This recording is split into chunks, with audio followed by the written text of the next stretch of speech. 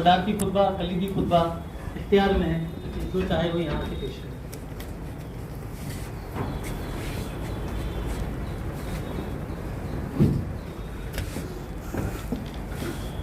Professor Mohiuddin Bombay वाला साहब, इमाम रशीद साहब, डायस पर तशरीफ़ फरमा मुअज़्ज़िज़ हज़रात, हमारे मेहमानान हज़रात, हॉल में तशरीफ़ फरमा तमाम हज़रात का मैं दिल से इस्तकबाल करती हूँ और उनकी खिदमत में सलाम पेश करती हूँ।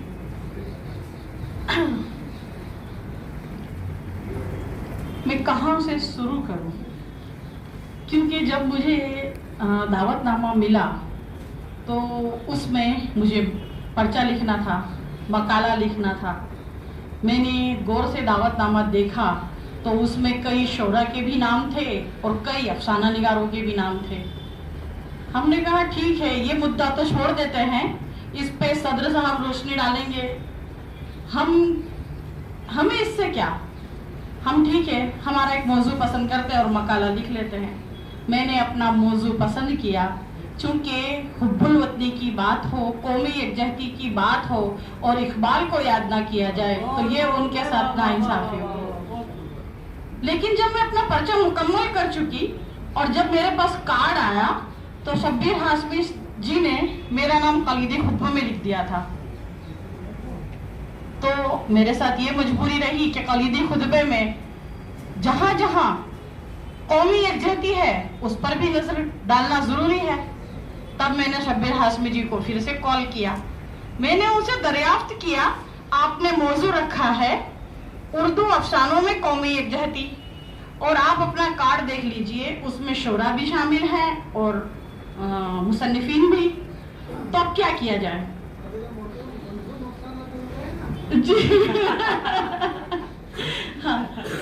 तो हमने कहा कि ठीक है कौमी, फिर हमने ये तय किया, शब्बीर हाशमी साहब मेरे सामने बैठे हुए हैं, मैंने उनसे कहा कि सर इसका नाम जो है हम ये समझ लेते हैं कि उर्दू अदब में कौमी यकजहती।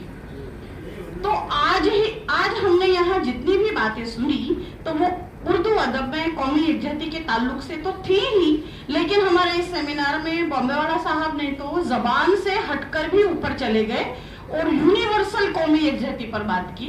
ये बहुत बड़ी बात है। इस छोटे से सेमिनार में हमने बहुत कुछ जानने मिला, यह मेरी तमहीद थी। चूंकि आपने मुझे अभी सदर के ओहदे पर भी फाइज कर दिया तो मुझे कुछ ना कुछ तो उसके मुतालिक कहना पड़ेगा। मेरे इस सदारत में 2 मकाले पढ़े गए। पहला मकाला इकबाल पट्टी साहब का था। मैं बहुत ही माजरत के साथ इकबाल पट्टी साहब से कहूंगी कि सेमिनार होता है। आप अगर अपना पर्चा भूल चुके थे तो आप यहाँ माजरत कर सकते थे कि मैं अपना पर्चा नहीं लाया, लेकिन आपने अफसाना का भी मजाक बना दिया और नियति का भी, और फिर उसमें तलाश कर रहे हैं इसमें कौमी यकजहती कहाँ है। कौमी यकजहती तो नहीं, उसमें कोई हंस भी नहीं सका, उसमें मजा भी नहीं था। मेरी आपसे बहुत ही मुअद्दबाना रिक्वेस्ट है कि आइंदा आप इस चीज का ख्याल रखेंगे। दूसरा मकाला प्रोफेसर माहिर नूर सैयद, मैं इसलिए उनकी तारीफ नहीं कर रही हूँ कि वो मेरे डिपार्टमेंट में हैं, बहुत ही काबिल प्रोफेसर हैं और मेरे बहुत ही दोस्ताना ताल्लुकात हैं, लेकिन ये हकीकत है, मैं उनको मुबारकबाद पेश करती हूँ कि माहिर नूर साहिबा का ही वो वाहिद मकाला था जो अपने उन्वान को पेश कर रहा था और उन्होंने बहुत ही खूबसूरती से अली अब्बास हुसैनी की अफसानों में कौमी यकजहती के पैगाम पर रोशनी डाली। उन्होंने शुरू जहां आबादी के शहर से शुरू किया, लेकिन उसके बाद अली अब्बास हुसैनी किस तरह प्रेमचंद से मुतासिर थे और प्रेमचंद चूंकि मुहिब्बे वतन देहाती जिंदगी के नकीब माने जाते हैं तो उनसे मुतासिर अदीब अली अब्बास हुसैनी ने भी किस तरह अपने अफसानों में किस तरह अपनी हुब्बुल वतनी का, कौमी यकजहती का सबूत पेश किया है और बहुत ही अच्छे ढंग से उन्होंने यहाँ पेश किया। मैं उन्हें खुसूसन मुबारकबाद पेश करती हूँ। अगर वक्त ना हुआ हो, अगर आप इजाजत दें तो जो मैंने मुश्तरका मेरा पर्चा तैयार किया था उर्दू शायरी में कौमी यकजहती खुसूसन अल्लामा इकबाल के हवाले से पेश करना चाहूंगी। हिंदुस्तान जन्नत निशा बालिहाज आबादी दुनिया का दूसरा बड़ा मुल्क है जहां भांत भांत की कौमें रहती हैं, जिनके मज़ाहिब और रंग नुमाया फर्क है, जिनकी ज़बानें अलग अलग, रस्म व रिवाज अलहदा, तहजीब और सफाकत में रंगारंगी की कैफियत पाई जाती है। इसकी मिसाल एक ऐसे गुलिस्तान की सी है जहां मुख्तलिफ मज़ाहिब अखलाकियात का गुलदस्ता बने हुए हैं। अकायद और मसालिक, फलसफा व नजरियात के गुलहाए खुशरंग अपनी बहार दिखाते हैं। बकौल ज़ौक़ दहलवी, गुलहाए रंग रंग से है रौनक चमन, ए ज़ौक़ इस चमन को है ज़ेब इख्तिलाफ से। ज़माना कदीम से ही हिंदुस्तान की तहजीब व तमद्दुन और मज़ाहिब में इख्तिलाफ के बावजूद इत्तेहाद का रंग पाया जाता है। हुब्बुल वतनी, कौमी यकजहती, इत्तेहाद व इत्तेफाक और अमन व अमान के सिलसिले में गालिब का एक मशहूर शेर है, वफादारी बशर्ते उस्तवारी असली ईमा है, मरे बुतखाने में तो काबे में गाड़ो ब्रह्मन को। प्रोफेसर मुजाबिर हुसैन रिजवी उर्दू शायरी में कौमी यकजहती के हवाले से लिखते हैं कि उर्दू शायरी का मिजाज इसका खमीर रंगारंगी के तस्वुर से बना था, इसलिए उर्दू ने आंखें खोली तो सियासी सरपस्ती से महरूम होकर आवाम की गोद में परवरिश पाई। इसलिए उर्दू शायरी में कौमी यकजहती के जो अनासिर नजर आते हैं, उनकी बुनियाद जज्बाती हम आहंगी और कौमी यकजहती के शऊर की फिक्री असास पर रही है। इत्तेहाद और कौमी यकजहती इंसानों की सबसे बड़ी ताकत है। इसका मुशाहिदा हम जिंदगी के हर मरहले में करते हैं। इंसानों की जिंदगी गुजारने का समाजी निज़ाम इस वहदत और यकजहती को हासिल करने का एक जरिया है। इसी से तहजीबें वजूद पजीर होती हैं और नए समाजी निज़ाम नमू पाते हैं। वहदत को निगल लेने वाली मनफी सूरतें भी हमारे आसपास बिखरी हुई नजर आती हैं। इनसे मुकाबला करना इंसानी समाज की एक अहम जिम्मेदारी है, लेकिन इसके बावजूद भी कभी ये इत्तेहाद खत्म होता है और कभी बनता है। जब बनता है तो क्या खुशगवार सूरत पैदा होती है और जब टूटता है तो इसके मुनफी असरात क्या होते हैं, इन तमाम जहतों को ये शेरी इंतखाब मौजू बनाता है। एक शजर ऐसा मोहब्बत का लगाया जाए, एक शजर ऐसा मोहब्बत का लगाया जाए जिसका हमसाए के आंगन में भी साया जाए। जफर जैदी है इसके शायर। 7 संदूकों में भरकर दफन कर दो नफरतें, आज इंसान को मोहब्बत की जरूरत है बहुत। बशीर बद्र।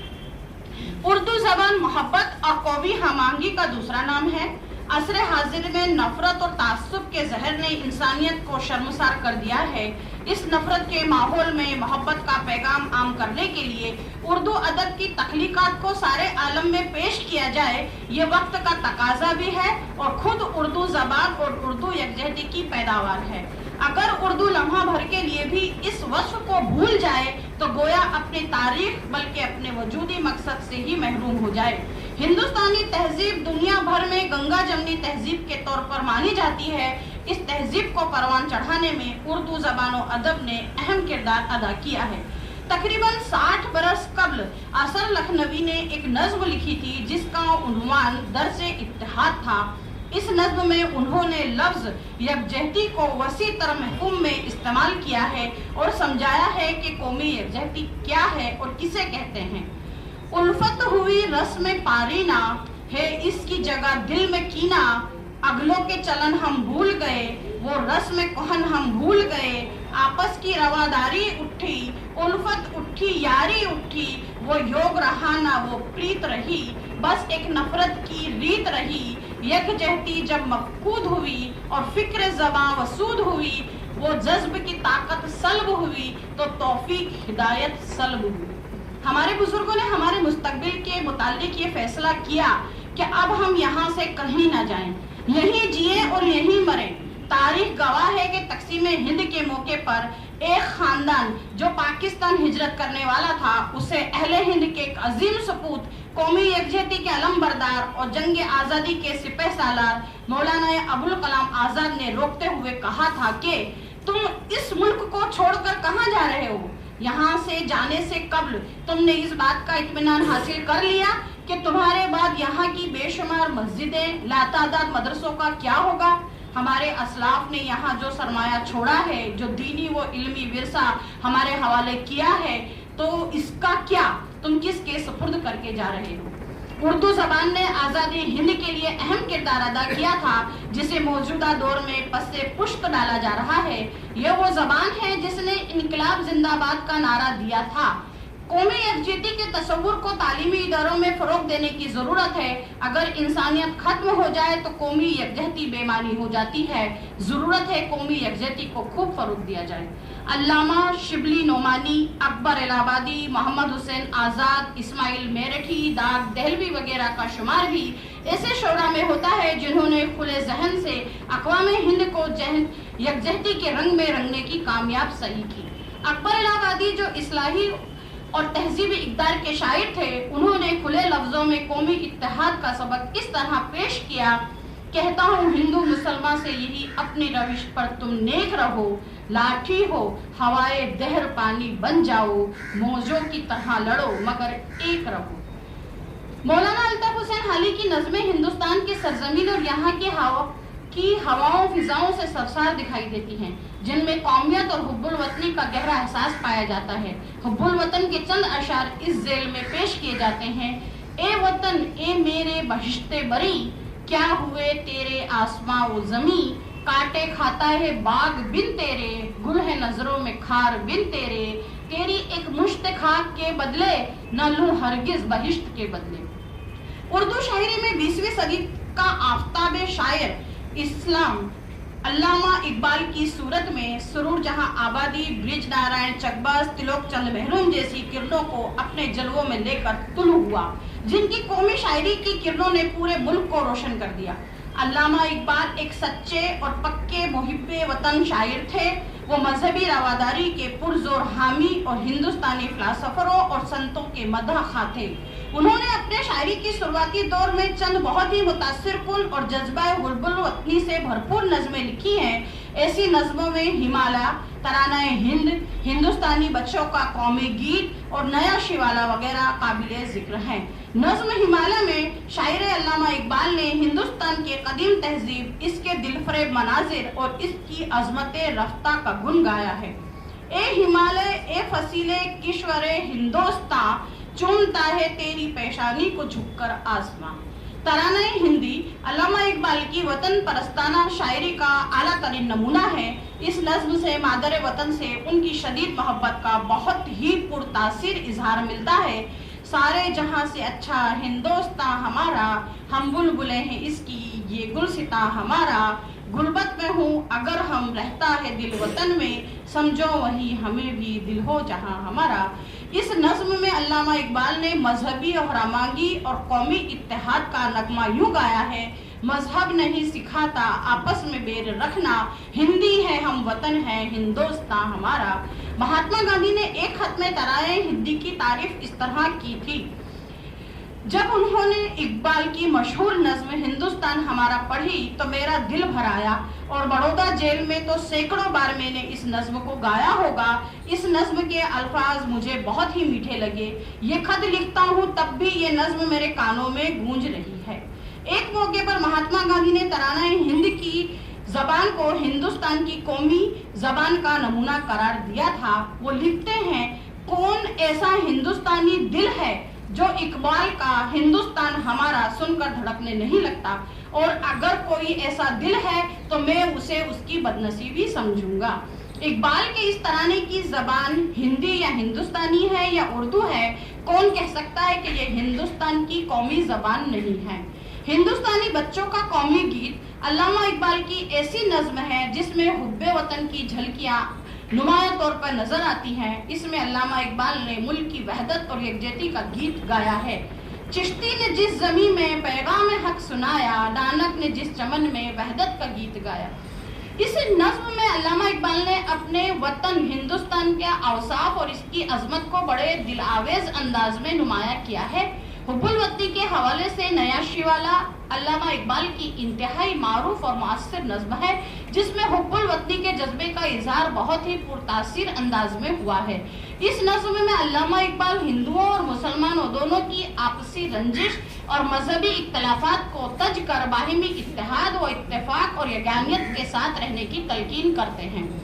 सच कह दूं ए बरहमन गर तू बुरा न माने, तेरे सनम कदों के बुत हो गए पुराने, अपनों से बेर रखना तूने बुतों से सीखा, जंगो जदल सिखाया वाइस को भी खुदा ने। दरअसल जब हिंदुस्तान की आज़ादी की तहरीक चल रही थी तो अंग्रेज हिंदुओं और मुसलमानों के दरमियान मजहबी इख्तलाफात पैदा करके उन्हें आपस में लड़वा रहे थे। हिंदुस्तानियों के ये आपसी झगड़े हुसूल आज़ादी की राह में बहुत बड़ी रुकावट साबित हो रहे थे, जिनसे अल्लामा इकबाल बेहद परेशान थे। इस देरो हरम के झगड़ों से तंग आकर अल्लामा इकबाल एक ऐसे शिवालय की बुनियाद रखना चाहते थे जिसमें देरो हरम का कोई इम्तियाज बाकी ना हो।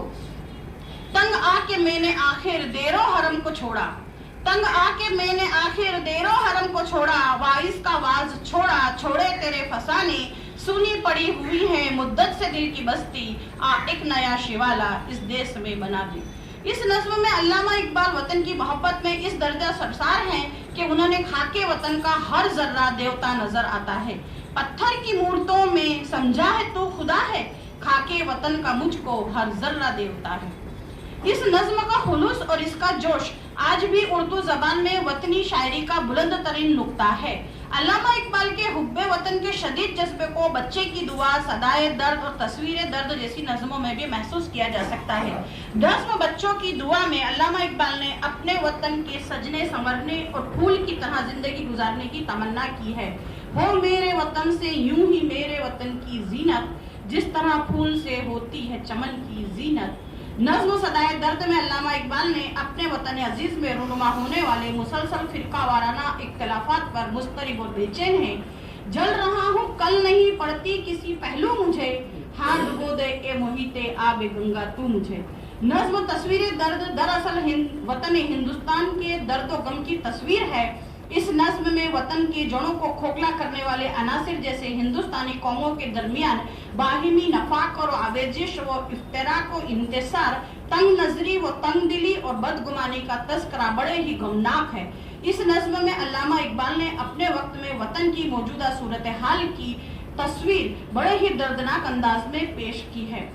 रुलाता है तेरा नजारा ए हिंदुस्तान मुझको, के इबरत खेज है तेरा अफसाना सभी अफसानों में। और हाल के आईने में मुस्तकबिल के अंदेशे की पेशन गोई इस तरह की थी, न समझोगे तो मिट जाओगे हिंदुस्तान वालों, तुम्हारी दास्तां तक ना होगी दास्तानों में। इन दोनों नज़्मों के जरिए अल्लामा इकबाल अहले वतन को फिरका परस्ती, तास्सुब और तंग नजरी, शकाफत व संगदिली से दूर रहने की तलकीन करते हैं और कौमी इत्तेहाद और बाहिमी मोहब्बत पर जोर देते हैं। अल्लामा इकबाल चाहते हैं कि अहले वतन अपनी अजमतों के शनासा हो, फिक्र में बुलंदी पेश करें और आला इंसानी इक़दार के हामिल हों। अल्लामा इकबाल के ये इब्तिदाई नज़्में हुब्बुल वतनी के जज्बों से लबरेज हैं। अल्लामा इकबाल ने अपने नज़्मों के जरिए हुब्बुल वतनी को फरोग दिया, जिससे आज़ादी की कौमी जिद्दोजहद को बड़ी तक़वियत मिली। अल्लामा इकबाल ने वतन के जज्बे को फरामोश नहीं किया और इनके दौरे आखिर के कलाम में भी हुब्बुल वतनी का गहरा रंग मौजूद है। जावेद नामा में उन्होंने हुब्बुल वतनी का खूबसूरत इजहार किया है। इस नज़्म में अल्लामा इकबाल ने हिंदुस्तानी संत विश्वामित्र को बड़े एहतराम से याद किया है। उन्होंने हिंदुस्तान की रूह का खूबसूरत रूप भी बयान किया है, लेकिन इसकी गुलामी पर आंसू भी बहाया है। अल्लामा इकबाल की कुव्वत जिगर की झलक साफ नजर आती है। ज़रबे कलीम में दो नज़्में गिला और शुआए उम्मीद हैं। देखिए इनमें वतन की मोहब्बत अल्लामा इकबाल किस तरह से पेश करते हैं। मालूम किसे हिंद की तकदीर के अब तक, बेचारा किस ताज का ताबंदा लगी है। वतन की गुलामी से अल्लामा इकबाल बहुत नाला हैं। इनके अशार में इस बातिनी कर्ब की अक्कासी है। अल्लामा इकबाल को अपने वतन से इस कदर गहरा लगाव और शदीद मोहब्बत है कि उन्होंने यहाँ की मुकद्दस व बरगज़ीदा हस्तियों को बड़ी अकीदत और मोहब्बत से याद किया है। देखिए उन्होंने राम को किस जोश अकीदत से याद किया है। हे राम के वजूद पे हिंदुस्तान को नाज, है राम के वजूद पर हिंदुस्तान को नाज, अहले नजर समझते हैं इसको इमाम हिंद। गुरु नानक को यूं खिराज अक़ीदत पेश की है। फिर उठी आखिरी सदा तौहीद की पंजाब से, हिंद को एक मर्द कामिल ने जगाया ख्वाब से। इसके अलावा अल्लामा इकबाल ने स्वामी राम तीरथ, शंकर आचार्य, भर्तरी, हरीश शिव, गौतम बुद्ध और आरिफ हिंदी का तस्करा बड़े एहतराम और अकीदत और मोहब्बत से किया है, जो अल्लामा इकबाल की वतन से गहरी मोहब्बत की दलील है। अल्लामा इकबाल के अशार में हुब्बुल वतनी के जज्बे का इजहार बहुत ही खूबसूरत और मौसर अंदाज में हुआ है। अल्लामा इकबाल के कलाम में हुब्बुल वतनी का जज्बा जिस तरह पाया जाता है, इस मामले में हिंदुस्तान के बहुत ही कम शायर इनके मुकाबिल नजर आते हैं। अल्लामा इकबाल का कलाम आज भी हमें इंसानियत, हुब्बुल वतनी के मुकद्दस जज्बे का दर्स देता है और हमारे जज्बा कौमी यकजहती की तहरीक देता है। माजी करीब के शोरा में शाहिर लुधियानवी, जोश मलियाबादी, कैफी आजमी, फिराक गौरवपुरी, सिकंदर अली वजद का कलाम इत्तेहाद और इत्तेफाक की असर अंगेज तरगीबात, मुश्तरका तहजीब और तमद्दुन की जलवा हाय सदरंग अपने दामन में लिए नजर आते हैं। अलगर्ज ज़माने आगाज से लेकर असरे हाजिर तक उर्दू शायरी में कौमी इत्तेहाद की फिक्री असास कायम है, जिसकी आवाज हिंदुस्तान की बहती नदियों, सावन की महकती फुहारों और जिंदगी उबलते चश्मों की रवानी के साथ साथ समातों को लुत्फ देती रहेंगी। बहुत बहुत शुक्रिया।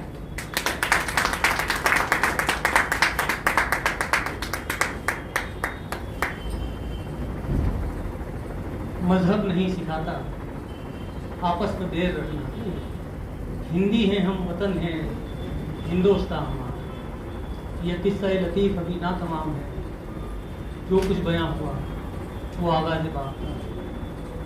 शरारती खुतबा हुआ, इसके बाद प्रोग्राम का इख्तिताम होता है। लेकिन चूँकि एक देरीना रविश थी, बुजुर्गों का एक गुस्सा था कि जब वो किसी किताब को लिखते पढ़ते थे तो उस पर हाशिया आलाई करते थे। आजकल वो चीज़ें बहुत कम दिखाई देती हैं, वरना पुरानी किताबों में आज भी खुशनुमा हाशिए नज़र आते हैं। हम फिर मोशा लाइब्रेरी में जाएंगे तो वहाँ पुरानी किताबें जब हम उठाएंगे तो उसमें हाशिए ऐसे नज़र आएंगे जैसे कि कोई डिज़ाइन बनी हो, खत्ताती होती थी, वो बहुत अच्छा लगता था। आज भी आप फिर मोशा लाइब्रेरी में जाएँ और पुरानी किताबों को देखें तो उसमें हाशिए मिलेंगे, रंग बिरंगी हाशिए रहते थे और ऐसे लिखे जाते थे जैसे कोई डिज़ाइन बनी हो। आदमी उसको पढ़ना तो छोड़ खाली देखा करता था। तो यहाँ पर ये प्रोग्राम तो जो है वो पूरा होता है, लेकिन एक हाशिया जो है वो बचना बाकी है। तो अगर इजाज़त हो तो सदर मोहतरम की, यहाँ प्रोग्राम तो पूरा हो गया लेकिन हाशिया क्यों ना हाशिया आराई की जाए। तो हरम और देर के कदबे वो देखे, सीमा अकबर आबादी फरमाते हैं कि हरम और देर के कदबे वो देखे जिसको फुर्सत है, यहाँ हद्दे नज़र तक सिर्फ उन्वाने मोहब्बत है, परस्तारे मोहब्बत की मोहब्बत ही शरीयत है, किसी को याद करके आह भर लेना इबादत है। जहाँ मैं हूँ वहाँ दिल है, जहाँ दिल है वहाँ सब कुछ, मगर पहले मकाम दिल समझने की ज़रूरत है। मेरी दीवानगी पे ये होश वाले बहस फरमाएं, मगर पहले इन्हें दीवाना बनने की ज़रूरत है।